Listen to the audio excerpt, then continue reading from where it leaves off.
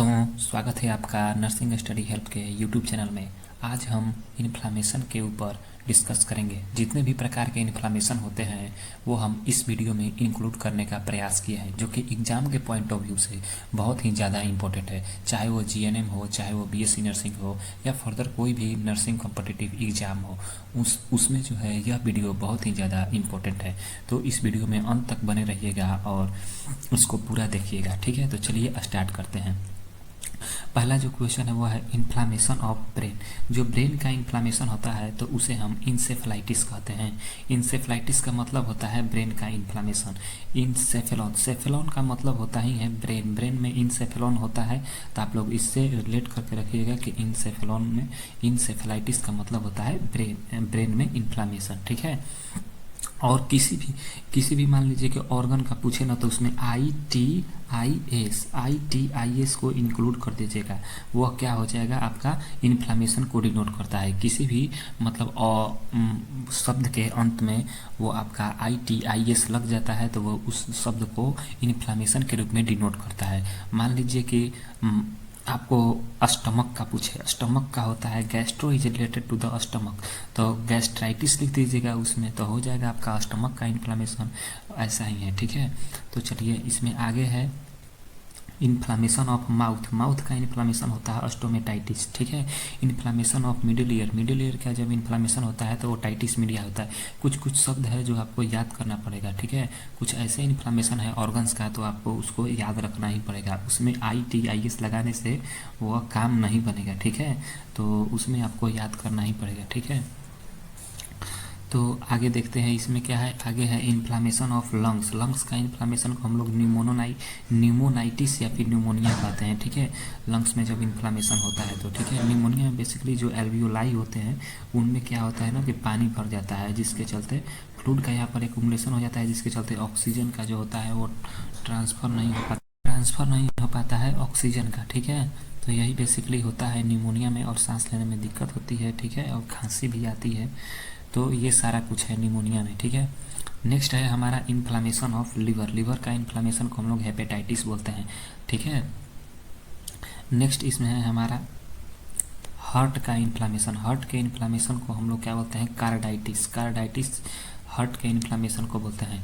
और आप लोग जानते हैं कार्डियक, कार्डियक भी हम बोलते हैं किसको, हार्ट को, ठीक है। कार्डियक बोलते हैं ना, कार्डियक डिजीज, हार्ट डिजीज, ठीक है। तो उसी प्रकार से याद रखिए कार्डाइटिस लिखना है। ये नहीं कि हार्ट के आगे में ITIS जोड़ दीजिएगा, ये गलत हो जाएगा। ये तरीका नहीं अपनाना है। आप लोगों को कार्डियक से याद रखना है और उसमें कार्डाइटिस जोड़ देना है, ठीक है।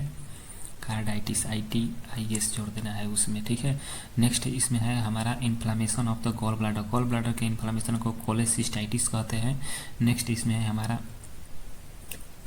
Inflammation of pancreas. Inflammation of pancreas, pancreatitis आ गया ना, पैनक्रियाज है तो इसमें हम लोग ITIS को यहाँ पर जोड़ दिया है, पैनक्रिएटाइटिस हो गया है पैनक्रियाज में, ठीक है।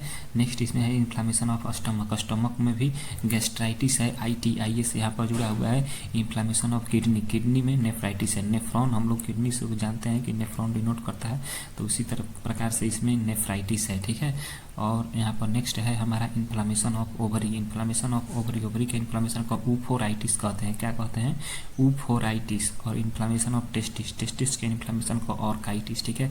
इन दोनों को जो है अच्छी तरीके से याद कर लीजिएगा, एग्जाम में बहुत बार पूछ देता है। Inflammation of testis, orchitis, inflammation of ovary, oophoritis, ठीक है। नेक्स्ट इसमें है हमारा inflammation of large intestine. Large intestine के इन्फ्लामेशन को कोलाइटिस बोला जाता है। Colon is related to the large intestine, तो इसमें कोलाइटिस हो गया, ठीक है।